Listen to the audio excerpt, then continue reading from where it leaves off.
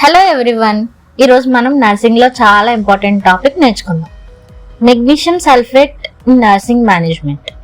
ఇది ఎగ్జామ్స్ కూడా చాలా ఇంపార్టెంట్, క్లినికల్లో కూడా లైఫ్ సేవింగ్ డ్రగ్. సో సింపుల్గా ఈజీగా అర్థమయ్యేలా చెప్తాను. Let's start. What is magnesium sulphate? Magnesium sulphate అంటే ఏంటి? ఇది మెయిన్లీ సీజర్స్ని ప్రివెంట్ చేయడానికి యూజ్ చేస్తారు, ఎస్పెషల్లీ ప్రెగ్నెన్సీలో వచ్చే కండిషన్స్లో. ఇప్పుడు ఇండికేషన్స్ తెలుసుకుందాం. ఎప్పుడు యూజ్ చేస్తారు? రెండు మెయిన్ కండిషన్స్, ప్రీ ఎక్లాంప్షియా మరియు ఎక్లాంప్షియా. సింపుల్గా గుర్తుపెట్టుకోండి, మెగ్నీషియం సల్ఫేట్ అంటే anti seizure drug in pregnancy. Before administration of magnesium sulphate, drug ఇవ్వడానికి ముందు నర్స్ చాలా కేర్ఫుల్గా అసెస్ చేయాలి. బ్లడ్ ప్రెషర్ చెక్ చేయాలి, రెస్పిరేటరీ రేట్ 16 కన్నా ఎక్కువ ఉండాలి, యూరిన్ అవుట్పుట్ 30 ml/h కన్నా తక్కువ కాకూడదు, డీప్ టెండన్ రిఫ్లెక్సెస్ చెక్ చేయాలి. ఇవి చాలా ఇంపార్టెంట్. ఇప్పుడు administration. Magnesium sulphate mostly IV ఇన్ఫ్యూజన్గా ఇస్తారు.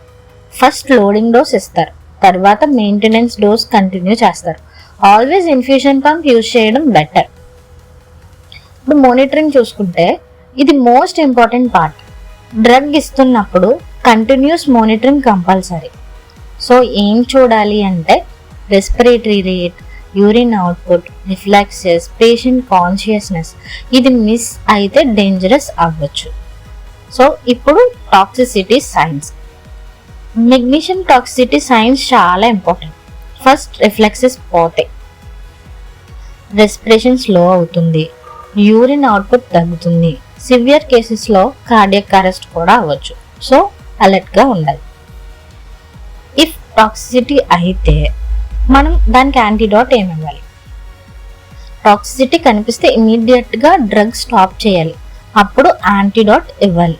ఆ యాంటీడాట్ ఏంటి అంటే కాల్షియం గ్లూకోనేట్. ఇది లైఫ్ సేవింగ్ డ్రగ్ అన్నమాట. ఇప్పుడు నర్సింగ్ రెస్పాన్సిబిలిటీస్.